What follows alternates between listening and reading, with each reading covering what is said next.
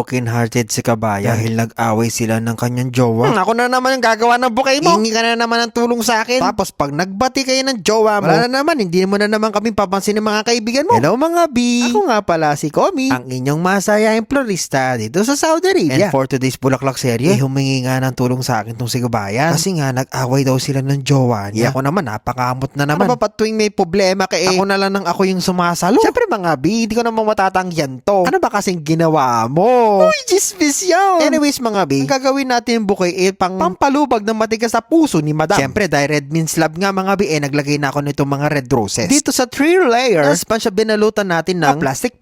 So pag naglagay na natin yung mga roses mga B, naglagay naman ako nitong mga stromelia. Yes mga B, para talagang maging maganda at mas makita nung ating customer yung ganda ng mga roses natin. Kita nyo naman mga B, nagtatawanan pa kami dyan. Kasi nga, kinikwento niya sa akin kung paano daw siya nilayas ng kanyang asawa. O di outside ko lang bo siya. Ano ba kasing ginawa mo? Ako, mapaparod niya to mga B. Anyways, naglagay na rin ako nito mga kulay puti na mga krisantemum. Dahil nga kilala ko na ito mga B, dinagdagan ko na lang. O nga pala mga B, paki-comment down below kung nagagandang kayo sa ating mga bulaklak serye. At syempre, wag din kakalimutan na mag-share ng video. Kasi nga, malay nyo, pag shinare nyo to, mapanood to ng asawa nyo o boyfriend nyo. Malay mo naman, bigyan ka, diba? Parinig yarn! Anyways, maglalagay na rin tayo nito mga kulay greens. Kasi nga, medyo nakikita yung loob. At saka, ang purpose pala niyan mga B, para mapuno yung ating bulaklak. Kasi nga, ginawa ko dyan mga B, pinag-iwahiwalay ko yung mga bulaklak para maging malaki. Kasi nga, ang gusto ng customer, yung kasing laki ng ano daw niya. Ng ano? Ng kanyang P. Pagmamahal. Oo, naman nun. Na nga mga B, naglalagay tayo ng mga ruskus na yan. Ruskus na yan mga B, matagal yung mabulok. Baka nga mauna mabulok yung relasyon nyo kesa dyan sa mga ruskus na yan. Anyways mga B, dahil nga, wait na nga yun, kasi nga, bukas pa nga daw kukunin ni customer. So, kita nyo naman, may transition. At ngayong umaga ko naman siya, binalutan. Babalutan natin siya ng kulay puti. Na pambalot, syempre. So yun, tinupi-tupi ko lang na ganyan yung mga pambalot and then i-scotch tape lang natin siya. At isi-secure natin ng bonggang-bongga. Kaya pala mga B, paki-comment down below naman kung saan na nakarating tong video na ito. Para malaman ko naman kung saan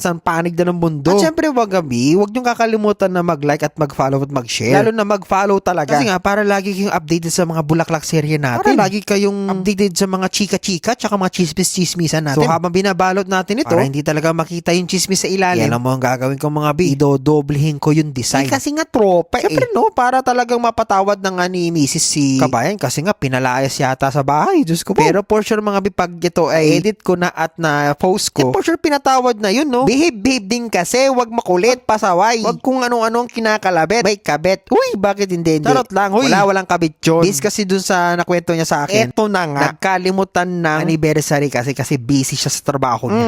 Yun lang ba? Uy, ano yun? So ito na nga mga B, nagustuhan ni Kabayan itong ating ginawang malaking giant bouquet talaga para sa kanya. Ikaw ba naman? So pinapatawad na siya ni Madam for sure. Ewan ko na lang. Ano yun nangyari? So yun lamang mga B, sa susunod ulit na Bulaklak series ha. Mag-share para magka-blessing sa katapusan. Alam nyo na, the more sharing is the more blessing. Kaya mag-share na. Please like, comment, and subscribe para sa mas marami pang mga Bulaklak serye natin sa inyo ng one and only na si Komi. So paano ba yung mga B? Kita-kits!